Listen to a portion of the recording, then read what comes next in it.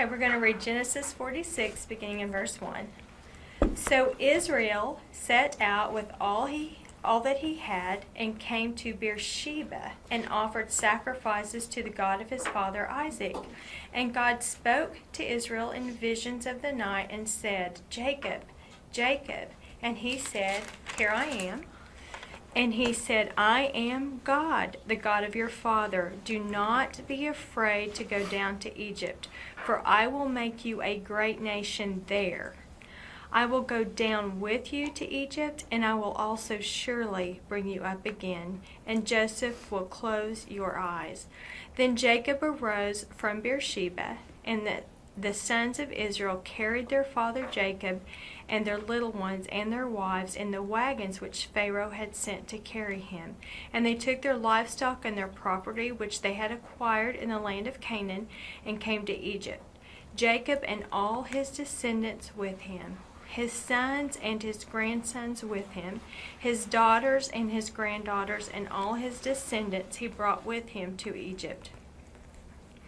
Now these are the names of the sons of Israel: Jacob and his sons who went to Egypt, Reuben, Jacob's firstborn, and the sons of Reuben, Hanok, Palu, Hezron, and Carmi, and the sons of Simeon, Jemuel, Jamin, and Ohad, Jachin, and Zohar, and Shaul, the son of a Canaanite woman, and the sons of Levi, Gershon, Kohath, Merari, the sons of Judah, and Onan, and Shelah, and Perez, and Zerah.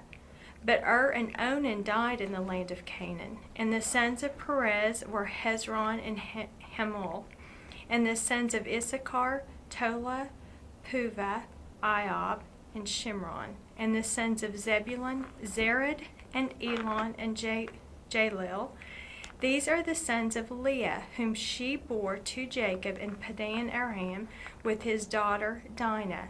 And all his sons and daughters numbered 33. And the sons of Gad, Xiphon, Haggai, Shuni, and Esbon, Eri, Arodi, and Areli. And the sons of Asher, Imnah, Ishva, Ishvi, and Beriah, and their sister Sarah. And the sons of Beriah, Aber, and Malchiel. And these are the sons of Zilpah, whom Laban gave to his daughter Leah, and she bore to Jacob these 16 persons. The sons of Jacob's wife Rachel, Joseph, and Benjamin. Now to Joseph in the land of Egypt were born Manasseh and Ephraim, whom Asenath, the daughter of Potiphera, priest of On, bore to him. And the sons of Benjamin, Bela, Becher, Ashbel, Gera, Naaman, Ehi, Rosh, Mupim, Hupim, and Ard. These are the sons of Rachel, who were born to Jacob. There were 14 persons in all.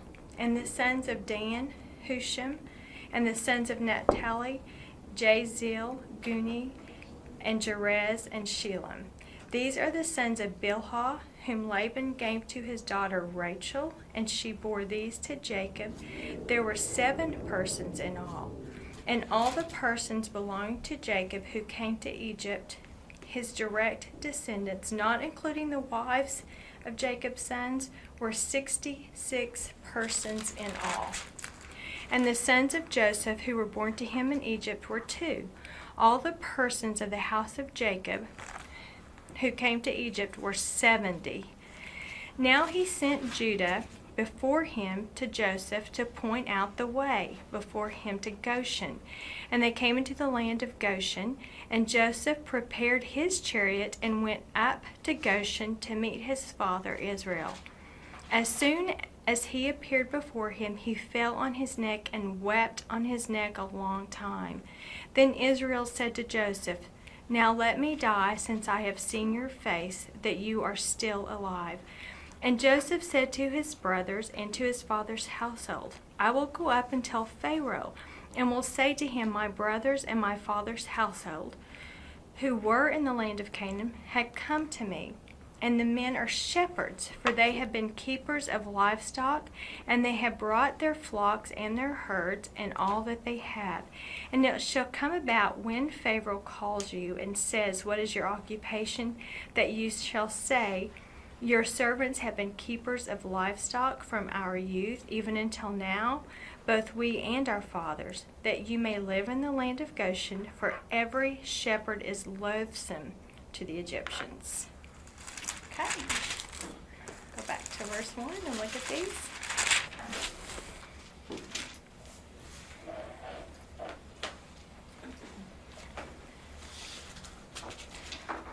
So Genesis 46:1. And if you'll remember last week, Joseph revealed himself to his brothers, which that was such a beautiful picture pointing to, of course, when Christ reveals himself.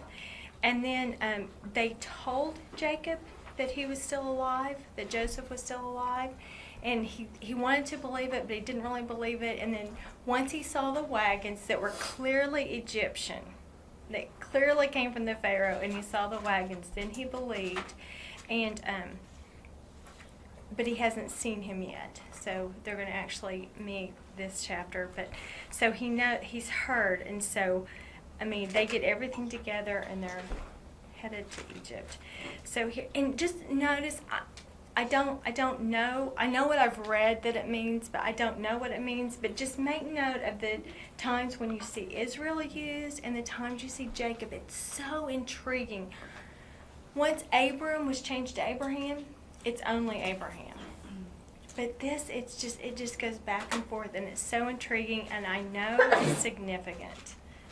Is it the same person? It's the same person. His name that's what makes it so confusing. His name was Jacob, and God himself changed it to Israel. It's just so interesting the way it's used. Did we not discuss once you said you thought Israel was used when it was of godly importance? Right, yes, and national importance. And then usually when you see the name Jacob, he's more his main, we've seen the human side of the manly, fleshly side of Jacob, and so I'm just not sure, but I do look for national, big picture significance when Israel's used, and then also just just make note of it. So Israel, and so here we have it. So Israel. So obviously he's talking about Jacob, but it does have bigger because it's all of his descendants. So Israel set out with all that he had and came to Beersheba. And I just want to remind you about Beersheba. We've seen this place before. The first time we saw it, and we'll look at those, is Genesis 21. We have the patriarchs, so there's Abraham, Isaac, and Jacob. And so he appears to all three of them here at Beersheba. And in 21, I don't know that he really appeared to Abraham here, but Abraham set up he planted a tamarisk tree at Beersheba, and then he called on the name of the Lord there. So this is a significant place for the patriarchs. Abraham planted, what did I put, what passages did I put? 20, did I put 22? Mm-hmm. We'll read the whole thing. Now it came about at that time that Abimelech and Phicol, the commander of his army, spoke to Abraham, saying, God is with you in all that you do. Now therefore swear to me here by God that you will not deal falsely with me, or with my offspring, or with my posterity, but according to the kindness that I have shown you, you shall show to me and to the land in which you have sojourned. And Abraham said, I swear it. But Abraham complained to Abimelech because of the well of water which the servants of Abimelech had seized. And Abimelech said, I do not know who has done this thing, neither did you tell me, nor did I hear of it until today. And Abraham took sheep and oxen and gave them to Abimelech, and the two of them made a covenant. Then Abraham set 7 ewe lambs of the flock by themselves. And Abimelech said to Abraham, what do these 7 ewe lambs mean? which you have set by themselves. And he said, You shall take these 7 ewe lambs from my hand, in order that it may be a witness to me that I dug this well. Therefore he called the place Beersheba, because there the 2 of them took an oath. So they made a covenant at Beersheba, and Abimelech and Phicol, the commander of the army, arose and returned to the land of the Philistines. And Abraham planted a tamarisk tree at Beersheba, and there he called on the name of the Lord, the everlasting God. And Abraham sojourned in the land of the Philistines for many days. So he set up, and I think it's so interesting, he plants this tree there and calls on him as the everlasting God. And that everlasting would take you right back to the covenants. There were everlasting covenants, the same word. And so as long as God is, his covenant stands. So this is all bringing you back to the place of the covenant to make them into a great nation. So significant that that's where Jacob stops and offers. And then in 26, he appears, this one's not as long, but in 26 he appears to Isaac, 26:23.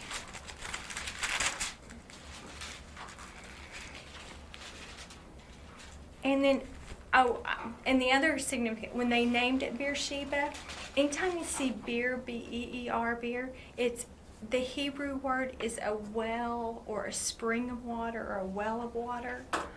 And then Sheba is such an interesting word. It means oath, but it also means 7. So they had the 7 ewe lambs that he offered in the covenant. So it's 7 and it's oath at that well or spring. What was the significance of the tamarisk? It's just a tree he planted there as a memorial. You know, they said at memorials, they didn't have the written word of God. I just can't even imagine life without the written word of God. So they set up memorials.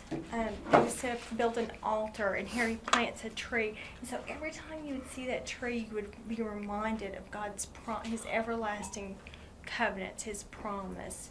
See, this does it. I'd always think about the things that probably don't mean anything, but did he just dig it up from somewhere and plant it, or was he carrying a bunch of trees, or what? You know, they didn't have nurseries. Maybe it's seeds. Yeah, he probably just found a seed and then planted. Probably the tamarack was from root. Took a root. Okay. Because I don't think they have seeds on them. Okay. So I wonder where they got them. I don't know. Dug it up but along the way, maybe. I had tamarack switches used on me before. Yeah. They grow in desert areas. Okay. Well, how interesting. So, I mean, it was purposeful that he plants this here. And it was part of the covenant was God's, he will be a shield to you was part of the covenant. I will bless those who bless you. I will curse. And it's just, he had protected him in that whole thing with the Philistines who were going to turn out to be enemies of Israel. But he protected him through that whole thing. And it was just a reminder that as long as God is, his covenant is. And then here with Isaac in 26, then he went up from there to Beersheba, and the Lord appeared to him the same night and said, I am the God of your father Abraham. Do not fear, for I am with you. I will bless you and multiply your descendants for the sake of my servant Abraham. So he built an altar there and called upon the name of the Lord and pitched his tent there, and there Isaac's servants dug a well. So again, it's just a place that would take you back and remind you of your covenant. Like I said, they didn't have the written word. Can't even imagine. So they would go there and remember all the promises that God had made. And I know we've talked about this often, but if God says it, it is. And if he said he'll protect him, he will. And he did. And if he said he's going to make him into a great nation, he will. And this is just such a place that would remind you, bring you back to that. And you might want to hold your spot in 26 because we're going to come back here in a minute. Like, real soon. But it's just... Okay, we'll just leave it at that. And so he goes to Beersheba and he offers these sacrifices to the God of his father Isaac. And so for the 3rd time, God's going to appear to the 3rd patriarch here in this same spot. It's very significant. And God spoke to Israel in a vision of the night. So it sounds like they stayed the night there on their journey. Jacob, Jacob, he said, here I am. And he said, I am God, the God of your father. Do not be afraid to go down to Egypt, for I will make you a great nation there. And I think from God's response, it doesn't tell us what was in Jacob's head, but from God's response, I think it gives such insight to what was in Jacob's head. Because when he says, do not be afraid to go down to Egypt. And when Jacob heard that Joseph was still alive, like he couldn't get there fast enough.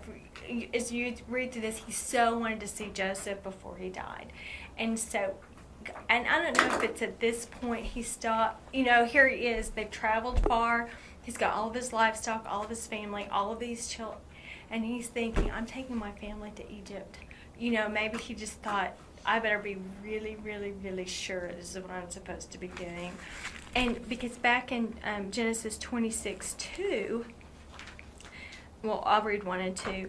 Now there was a famine in the land, besides the previous famine that had occurred in the days of Abraham. So Isaac went to Gerar, to Abimelech, king of the Philistines, and the Lord appeared to him and said, do not go to Egypt. Stay in the land of which I will tell you. So he was told during that famine, don't go to Egypt.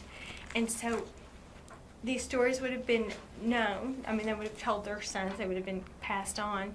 And so, having a thought, there's a famine. Am I really supposed to go to Egypt? Just making sure. So he stops and offers sacrifices to the Lord. And it just seems like he needs some assurance or some guidance. And so he says, don't be afraid to go down to Egypt. You're doing the right thing. I want you to go to Egypt, for I will make you a great nation there. And we'll see more of it in this chapter. Egypt is going to be the perfect place to take Isaac from being a family to being a nation. Yeah. It's hard to be right in the moment to see. I mean, we just have, like you said, we have the benefit of knowing what happened. But imagine living in their place and have no idea what the next day's going to bring. And like, he's the patriarch of this family, and you just look out and you realize what you're uprooting everyone, and you've got these 66, I guess, are with him, these 66 plus the women that were with him, and just thinking, I mean, it would be very unsettling to be living this. And Well, so, and I'm sure he felt responsible for each and every one of them. oh, absolutely, as a patriarch. patriarch, they're following his lead, and that's just a scary place to be. And he just needed that insurance, and so he reminds him here, it's in Egypt that I'm going to make you a great nation. Which he'd had the promise in Genesis 15. We'll look at that together too. So far the nation's only about Well, 70. There's 70 of them. 70 some odd of them. Yeah, 70. That's it. Yeah, it's hard to imagine that being a nation. I mean, at we that had time. that many at our family reunion every year. So, I mean, that's a family. That's a family reunion. And it's hard for him to think, well, we're going to be a I know. nation. Mm-hmm. How's this going to Yes. come about? Mm.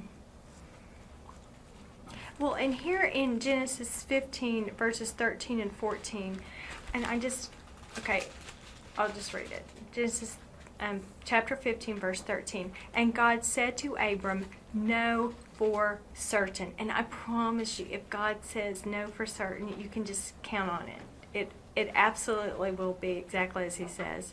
Know for certain that your descendants will be strangers in a land that is not theirs, where they will be enslaved and oppressed 400 years. But I will also judge the nation whom they serve, and afterward they will come out with many possessions. As for you, you shall go to your fathers in peace. You shall be buried at a good old age. So he tells them they're going to go to another country. He tells them they're going to be oppressed and enslaved. He doesn't tell them which nation, and he doesn't tell them when, which is so consistent with. But for 400 years, so you're counting, it's going to be your Yes. kids and their kids? Yes. So if you're living in Egypt and it's been over 300 years, you're not concerned. This is exactly what he says. So it's a comfort to know these things. It's such. all prophetic scripture is meant to be an encouragement and a comfort, and this is just one more. What do you think, he passed it on? Oh, absolutely. Yeah. That's So- yeah. They were so good about, of course they didn't have television. Right, but, it just doesn't, there's so many things it doesn't tell us. I know. Did I he know. think about what that promise was It many just, years ago, and yeah, I mean, I think all these things might have been in his head at this point. And, God brings to remembrance what you need to remember and when. And so it may have been in his head then. But he's saying, go to Egypt, and it's there. I've always called it a womb. I can't think of a better word, even though I'm sure there is one. But it's going to be this safe place where you go in as family, and then they're going to be birthed a nation. They're going to come out, and they're going to be an amazing nation. But for right now, they're just going to go and be in this safe place. And we'll talk more about why it was such a safe place. And then I think the other thing in all of this, we know Jacob's name, it meant deceiver, hill catcher, and he's had his ups and downs, and we've lived him with him. He's just, he's very human. I mean, he is just a very real man with just very relatable. And I just reading this, it's like, Jacob with all of his flaws and all of his weaknesses, God loved him. God loved him so much. And you just see how much God loves him in this when he speaks to him here. And he assures Jacob, I will go down with you to Egypt, and I will also surely bring you up again. And Joseph will close your eyes. So he's telling him, go to Egypt. I'm going to make you into a great nation there. God's not going to leave him.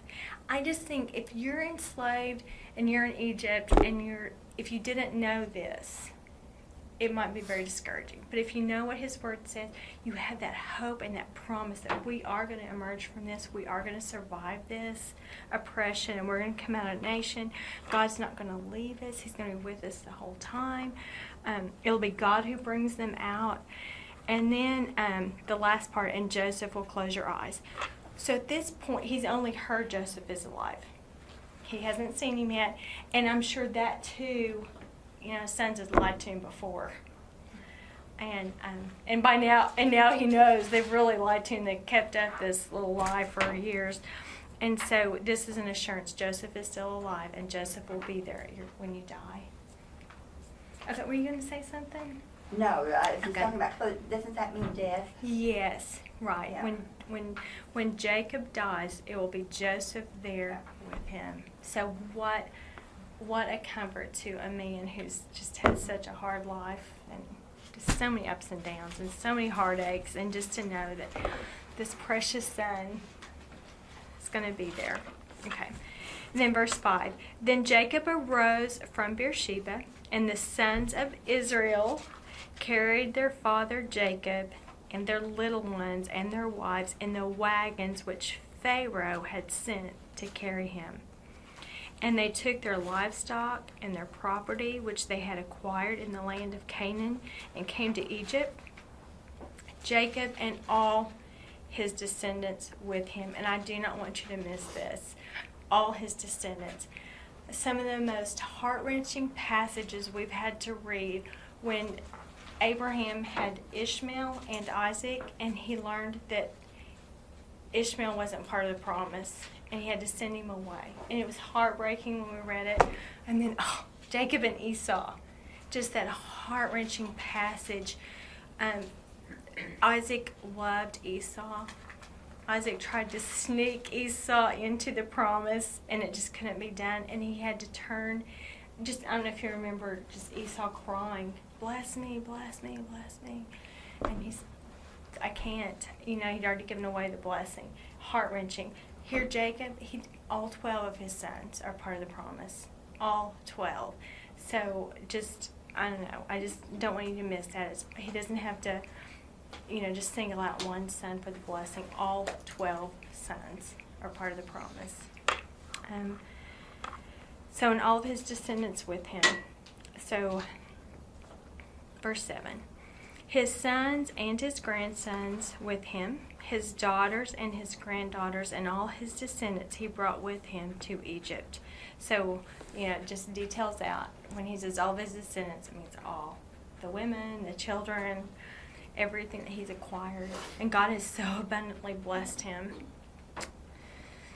Okay, any questions up to this point, the journey? Okay, now we're going to get into the genealogy. The way I just went off of this list, so he lists them by mom. So he goes through Leah's descendants. I put all of Leah's in purple. They're color-coded by mother. And then I tried to do the different shades depending on the generation. So the darkest across the top are the 12 sons. And then we have the grandsons. And then the real light, there's 4 listed. They're the great grandsons of Jacob. And they're in the lighter. I don't know how to. Okay, so one thing I wanted to say. We're going to come across a list again in Exodus. And then there's also another one in Chronicles. If you put them side by side, they don't match. So I just want to say up front, they don't match. But name changes, while they're confusing, they're so common. Just like we had Esau, and then he becomes the Edomite. Over a bowl of soup, they start calling him Edom.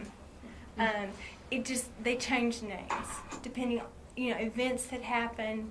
Whatever, names change. So when the names don't match, don't let that bother you. It's just very, very common in the Old Testament to change names. So they weren't like nicknames.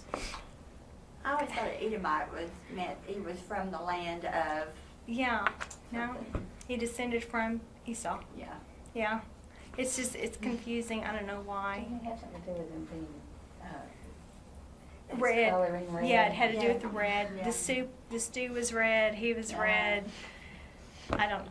But it's just, I That's just such want a you to know it's pretty common. picture. So when Doesn't it? I know when They're all names hairy don't and match, red. just don't let that bother you because it is confusing, but it's very common. And the other thing that gets confusing, because we're going to look at it in a minute, is when you have a lot of the same names. They didn't have middle and last names. Mm-hmm. So, the Bible's so good to say the son of, that there are, a lot of them have the same name, but they're different people. So that gets confusing. And then the other thing that I read that, because, we were talking about Benjamin having 10 sons, and he's only 23. One of the things that I read, and I thought, okay, this is helpful. When Moses is writing Genesis, all of this has already happened. So he has the privilege of knowing all the names and descendants and everything. So some of them that that are going to be listed could have still been in the loins, if you will. So just not birthed yet, but they were going to be. But they're still counted as his descendants. But the reason they're listed out, and this is what I wanted to talk about. So we have Israel, and that's the nation, Israel. But then we're going to have 12 tribes of Israel. So like Benjamin, each of his sons is going to be a tribe. So you have the Reubenites, Levites. Paul boasts of being of the tribe of Benjamin. So they to this day they still have their tribes. And then below the tribe level, which we're going to go to the grandsons, Israel's grandsons, and then some great-grandsons for some reason. But they're called clans. So you have the nation, and then you have the 12 tribes. And then we're going to have, within the tribes, we're going to have clans. And when we get to Exodus, we'll come back and revisit this topic. But like Levi, he had 3 sons. They each become a clan. The Gershonites, the Kohathites, the Merarites. And only the high priest come from the Kohathites. So these clans are going to be important as we study Scripture. And a lot of times you'll come across an ite, and you'll think it's a foreigner. Well, no, when you look at it, it's just a reference to the clan. It doesn't mean they're not from Israel. It just mentions their clan. But I wanted you to see a really good example of this, and it's in the book of Joshua. chapter 7.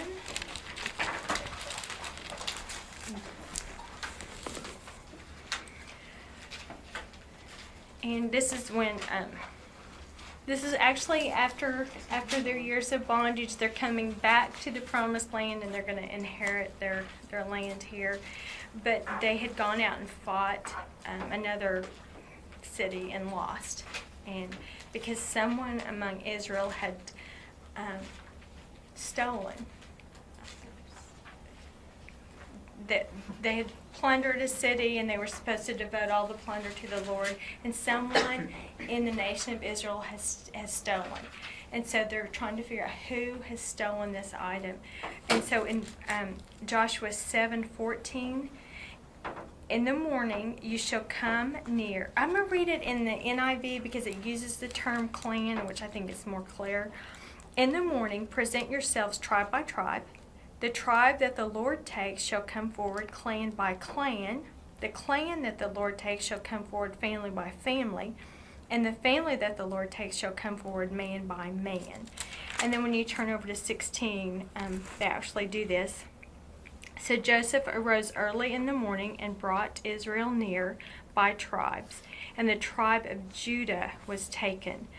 The clans of Judah came forward, and he took the Zerahites. He had the clan of the Zerahites come forward by families, and Zimri was taken. And then Joshua had his family come forward man by man, and Achan, son of Carmi, the son of Zimri, the son of Zerah of the tribe of Judah, was taken. So if you look on your sheet and you can see where Judah, you can't, my square was too small, but and Onan both died, and then Shelah Perez, and then notice his last son was Zerah. So this came from the tribe of Judah, the clan of Zerah. And so, I mean, it's just, it's very common as you read the Old Testament. So now at least you'll have a reference point and maybe understand it a little better. They got rid of the whole family. Oh, yes, they did. Yes, you do. Yeah, obedience is important. I'm glad things are different today. I know. That was a profound thing I was going to say last week, and I remembered it. But when Israel becomes a nation, and they are a nation, like they're a nation with, leadership and a government in their nation. And God tells them, if you obey me, I'm going to bless you. And the way he blessed this nation, their livestock would reproduce. Their land was fertile. Their crops were good. And when they were disobedient, the way they were, the consequences of their disobedience, their livestock wouldn't reproduce like that. They'd have miscarriages. The land wasn't as fertile. Their crops would fail. I mean, that was for the nation of Israel. New Testament church, we're not a nation. We're not a nation. In the New Testament, the promise for obedience is persecution. If you're living according to the Lord and you're living right, you can expect persecution. That's a sign that you're living right is when you're persecuted. And so I know sometimes those two things get mixed up because it was promised material wealth and materially for the nation, but not for the church. When you read it, it's like, all who desire to live godly in Christ Jesus will be persecuted. So don't run, but it's just true. I had read this article this man wrote about he thought Christians should stop using the term, I'm so blessed, I've been blessed, because it's so we're hard. Abundantly blessed. I think so. Beyond words blessing, but not the same kind of physical, material blessings. But his point was, are we more blessed than Christians in third world countries that are hungry and right. I would say no, they're right, because the blessings are so, so I looked at Ephesians this week, and that was like one of the first, it was so good. But, yeah. That was his point, was we should stop saying we're so blessed. But I have to disagree because I do too. I know, we're so abundantly blessed. We're blessed if we've been saved. That's the best Yes. blessing of all. Yes. But he disagrees for some. I'll have to look it up. Yeah. I That's just right. think that's a matter of semantics. I do too. Yes, I think you're right. Quibbling with Not words. worth it. Yeah, really. No, we're abundantly blessed. It's just our blessings look so differently than they did when you're talking about a nation. The blessings are different in the church. And I don't see that we're favored over other Christians. I just feel like for this time we've been placed in a position different, and we are held to a higher responsibility because we have so much. Yes, right. And sometimes that comfort is a test of our will you remain faithful. It's so easy. It's so easy to walk away when you've got everything you need. So yeah, I guess it's a test. It's a curse and a blessing. Yeah, I don't know. I mean, we are abundantly blessed. They're inside blessings, they're eternal blessings, but we are abundantly I think so. But too. maybe those people are looking at blessings as material. I know, that's why. I know. Yeah, it's just Yeah. material. Yeah, and that's so temporary. Like the real blessings are the ones that are eternal. Okay, any other thoughts or questions on the nation, the tribes, and then the clans? I think it's interesting that you did that because my Bible gives it the family of Abraham, Oh, okay. but it just lists like 10 sons. It doesn't Okay. give their names like you do. So Okay. that's really neat. Well, it explains a lot of things because Yes, it's confusing when you read it. it's very confusing, very confusing. So I was so grateful to learn it. It helped me so much in studying the Old Testament. So I, of course, wanted to share that with you all because it is very helpful. And like I said, we'll cover Levi and then his clans. We'll see them. And then you had mentioned Joseph, and this is going to be very important too. Because every time you see the 12 tribes listed, there's always 12. But there's going to be those 12 names that go, from Reuben down to Naphtali. We'll have all those 12. But then Joseph's sons, we're going to see that Israel is going to adopt them. And so they too are going to be factored into, even though there's only 12 tribes, sometimes, so like you'd ask about the land, Joseph was given a plot of land to his descendants, and then it's split between Manasseh and Ephraim. So they weren't a whole tribe, they were considered half tribes, but you'll always see 12 names mentioned. So sometimes you'll see Joseph, but sometimes one of the other, when we're talking about the land, Levi will be left out, and so they'll leave out Joseph and have Ephraim and Manasseh in their place. So you actually have 14 names to work with, and that's why. So in Revelation, when he's sealing the 144,000, you see 12 tribes listed, but Joseph's not there and Dan's not there, but Ephraim and Manasseh are both there. So you'll always see 12 names, and that's how there's 14 names. So if one's missing, then you'll know. Oh, well, he meant Joseph's not there. Well, Ephraim and Manasseh probably are. Well, we talked a while last time, not this last study, about genetically tracing back. Yes. Can they trace to the tribe yet? Yeah, yes. They claim that's a big deal to know which tribe you were from. Mm-hmm. So they would cling to their tribe. And from what I understand, to this day, they're working on setting aside the priesthood, and they know who came from Kohath, which you would have had to descend from Kohath. Fascinating. It is so fascinating. It is so fascinating. And I cannot even tell you, there are people who think they can explain creation, which they, other than Genesis 1, that they think is scientific explain it. No one can explain the nation of Israel. No one. They were taken captive in 600 BC, 600 years before Christ. And then it wasn't until 1948 that they became a nation again. And they're still Israel. They didn't intermarry, they didn't assimilate.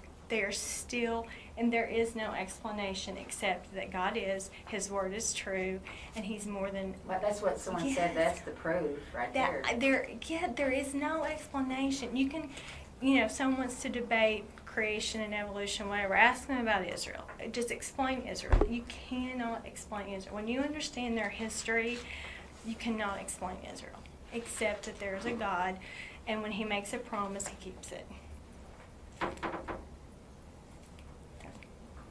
Reassuring. Yes, I know, and and that's why I love that everlasting is. And we're going to talk about when we get into Exodus. When someone enters into a covenant, when that person dies, then it's null and void. Well, God's eternal, so His covenants are eternal. As long as He is, His covenant still stands, and He's eternal, so they're everlasting. But you can see down, I broke it down that little box. Leah has 33. And we know for sure that Reuben was the firstborn. He says it over and over. And we know for sure Benjamin was the lastborn. And actually Joseph and Benjamin were the last two. So we know those 6. The middle 6, we just do not know the order. They obviously know the order because they were seated in that order. But I don't think the Bible he always lists them in birth order according to mother, but not birth order according to Jacob. So we don't really know the birth order other than Reuben, Simeon, Levi, and Judah, and then Joseph and Benjamin. And those other 6 we just don't know. And I'm noticing how, but of course Leah had a lot. Yes. But just from 2 sons that Rachel had, Yes. look at the total number. I Now know. God has increased them already Yes. dramatically. Yes. Yes. Just from the 2. Yes, He blessed Rachel so abundantly. And so any other thoughts or questions on these? The clans and the tribes, and there are a couple of daughters listed, which I thought that was interesting. Oh, do you all, I'm not seeing Dinah. Oh my goodness. Dinah disappeared. I had Dinah in there. She should go next to between Zebulun and Gad. There should be a Dinah in there. Oh my goodness. There's no telling.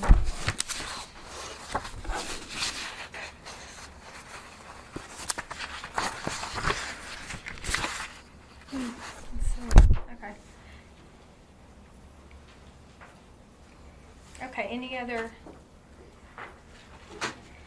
thoughts or questions? And we'll talk about Manasseh and Ephraim again, but because when he adopts them. But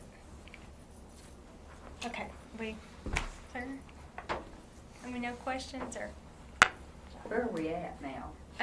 Well, okay, I'm not going to Because read you all those jumped names. around. I am not going to read through those names again. So we're at the I'll read. genealogy. Yes. Pardon? I'll read 26 again. All the persons belonging to Jacob who came to Egypt, his direct descendants, not including the wives of Jacob's sons, were 66 persons in all. And of course, Joseph is already there. And then verse 27, all the sons of Joseph who were born to him in Egypt were 2. All the persons of the house of Jacob who came to Egypt were 70. And then the other thing I read about the 70, which I thought was intriguing, is when we did my heading is Table of Nations in Genesis chapter 10 after the flood, and we had the beginning of the nations. There were 70. So it's kind of a contrast between those.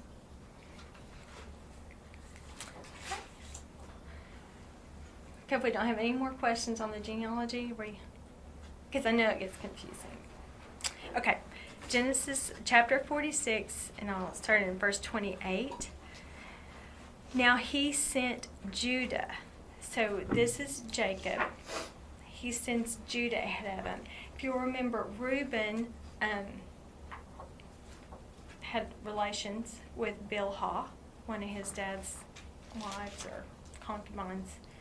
and so he's out. He forfeited his firstborn. And then Simeon and Levi had the massacre at Shechem that brought his dad so much shame. And so Judah was the fourth born. And so you really see him taking on that leadership role and the patriarchal role here. And again, a reminder, Jesus is going to come from the line of Judah, and Perez from the clan of Perez. So where Jesus will come.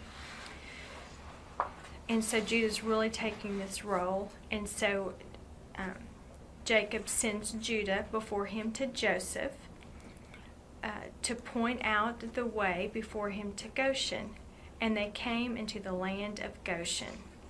And Joseph prepared his chariot. And notice it's his chariot. And we talked last week about, how he went from a slave to second in command. And he's really got a lot of authority and a lot of pull in the nation of Egypt. A lot. And I was thinking about this last week. Had he not understood that God works all things together for good for those who love him, if he didn't understand, you know how bitter he could have been? And in that position and all his authority, if he were a vengeful, spiteful, grudge-holding man, he could have really hurt his family and really, really got revenge. He could have really gotten revenge, and he didn't. That was so not his heart, and he saw this bigger picture going on. So I don't know why it strikes me humorous that they sent him ahead to get directions. I know. I just read it and I was like, it's funny to me. It makes sense. It does. It's like run on up there and find out how we go over here. Yeah, where's Goshen? Where's the land of Goshen? So Joseph prepares his chariot, and he went up to Goshen to meet his father Israel. As soon as he appeared before him, he fell on his neck and wept on his neck a long time. I thought this was so interesting just because of what we read last week in chapter 45, verse 14. I'm going to read that one again. So in Genesis 45:14 it says, he fell on his brother Benjamin's neck and wept, and Benjamin wept on his neck, and he kissed his brothers and wept on them. So there it describes both weeping on each other's neck, and here it's just one. I wouldn't have thought that was strange except comparing it to last week. It says he fell on his neck and wept on his neck a long time. So I don't know if Jacob is just so, beyond emotion. It's just so deep. Even tears can't express. The last time he saw Joseph, he was a 17-year-old boy having the dreamer in his coat of many colors, and he sent him out to check on his brothers, and he never came home. And this whole time, we talked about last week how it read a lot like Resurrection Sunday, and where in his mind he had resolved that Joseph was dead and he would never see him again. And now he finds out he's alive and he is going to see him. And here he sees him, and it's just, I don't know. And then verse 30, then Israel said to Joseph, now let me die, since I have seen your face, that you are still alive. And he's not saying let me die. He's saying now when I die, I'll die in peace. I've done everything I need to do. I just wanted to see my son before I died. And Joseph said to his brothers and to his father's household, I will go up and tell Pharaoh. Okay, Pharaoh already knew they were coming. He's the one that sent the wagons and all the provisions. So he knew, but just reporting they've made it. They've arrived. So I will go up and tell Pharaoh, and will say to him, my brothers and my father's household, who were in the land of Canaan, had come to me, and the men are shepherds, for they have been keepers of livestock, and they have brought their flocks and their herds and all that they have. Okay, we read the last verse, shepherds. Every shepherd is loathsome to the Egyptians. Not only are shepherds loathsome to the Egyptians, foreigners, Hebrews, they did not have a land of their own. They're nomadic. They're shepherds. They're foreign. Just everything that would be so unacceptable to the Egyptians. And so Joseph is very upfront about what they do, and no surprises. He's very upfront about this. And he didn't tell them to lie, he just said, kind of downplay it. Well, he says, and Concentrate on the livestock part.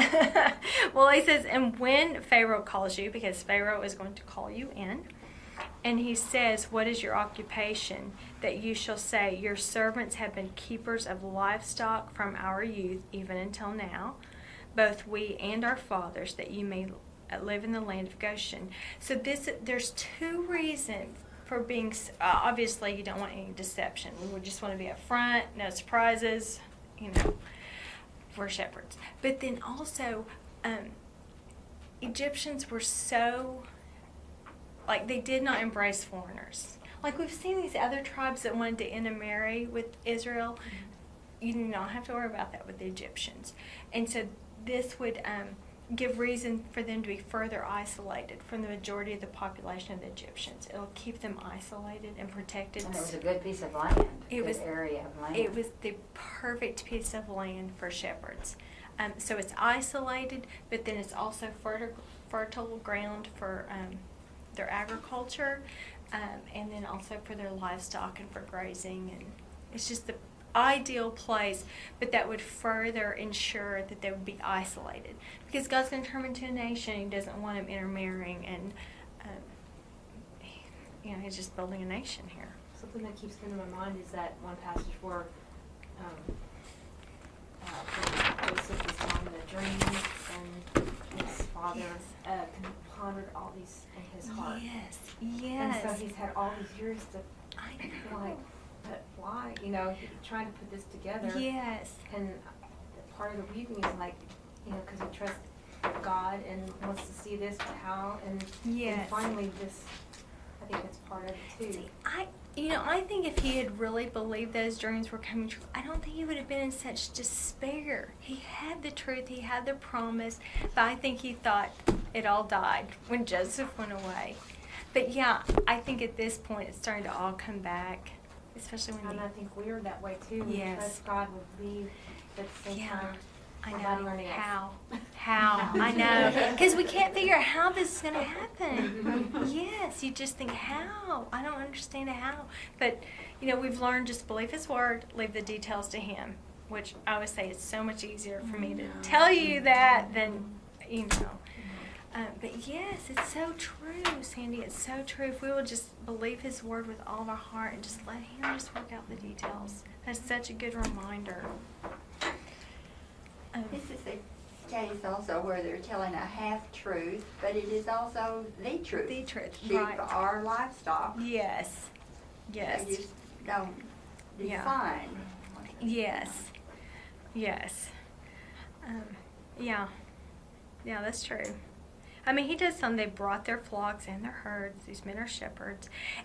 I thought this was interesting too, and now I can't remember exactly which phrase in the original Hebrew. You should say, your servants have been keepers of livestock. Something in the Hebrew, in the way it didn't really translate, but if it pleases Pharaoh, we'll cease shepherding. There was something in the language that it was very humble, very, very, very humble, saying, if it pleases you, if not, we can learn a new trade or whatever. It was a very humble, not we're shepherds and this is what we're going to do. It was a very humble, we're your servants. And we'll see that Pharaoh was more than happy and lets them shepherd. But they do keep them very isolated, which is part of the beauty of sending them to Egypt to become a nation. Had they stayed in Canaan, the intermarrying thing, and they would have just diluted and no longer been Israel. It's just so amazing that to this day, they still are and have that lineage. Okay, and if you've ever seen, is it called hieroglyphics that the Egyptians did? Mm-hmm. Whenever you see a shepherd, they're going to be really lanky, thin, just anything, it was just a loathsome figure. Yes, they made him very, very not appealing. You could tell they were just the lowest of the low in their class there. Pharaoh tells them, tells Joseph to settle them there. Mhm. And if there's any among his family that are really gifted, to bring them and let them take Yes. care of his livestock. But it never says whether they did that or not. Mm-mm. So I don't imagine he found any that talented. I don't know. I don't know. I don't know. So, okay, well, that was a quick lesson. I didn't know how long it takes to get through our chart here. I had another point when he threw his arms around his father's neck. Mm-hmm. His father not seeing it, and it was like an Egyptian to him. Yes. He had not, conceptually, he had no idea. No, he didn't know what to. Cause the last time I saw him, he was this little boy. And he would not ever imagine his son looking like that, because he was probably all shaved and He done would up have been in all bald, that garb. bald, and Yes, and so I think to him it was maybe a hard thing to accept at first. yeah. Oh well, Did you think yes. your brothers hadn't told him? Well, I mean, obviously when they see the wagons, but you know when you hear something, you get a It's picture not in your like head, seeing. but It's not like seeing. We No. probably couldn't see He- any familiarity to it yet. no, they're probably still trying to hear his full, because their voices change. I mean, you think of a 17-year-old boy who's now 39. The voice would have changed, the maturing. I mean, they don't even mature till they're, after 17. They manned out. Yes, So my manned son out. too manned out. Yes, and so just, I mean, yeah, I can't even imagine what that moment was like when you actually saw him. And like you said, looking very Egyptian, very powerful. I just think it took a while for it to soak in for him. Yes, I do. And to get to know him again as the man Yes. he became. Yes. And I mean, if you haven't seen someone for a while, you just want to hear the familiarity of their voice, like just to assure that this is really him. And he had grieved for a Oh my 17-year-old boy. goodness. He had grieved till there was He had nothing grieved left for to grieve. 22 I years. mean, He was it was grieved. just emotionally, he was grieved out. Oh, really? My mom's out with the baby. Oh. So yeah, I just can't even imagine the shock of. There's so much in between the lines that is just fascinating. I know. You know, it just leaves your imagination to figure out all this stuff, but it is so interesting. Because you had all those days of riding in a wagon, though, anticipating Yes. this moment. Yes. I know. I know. Just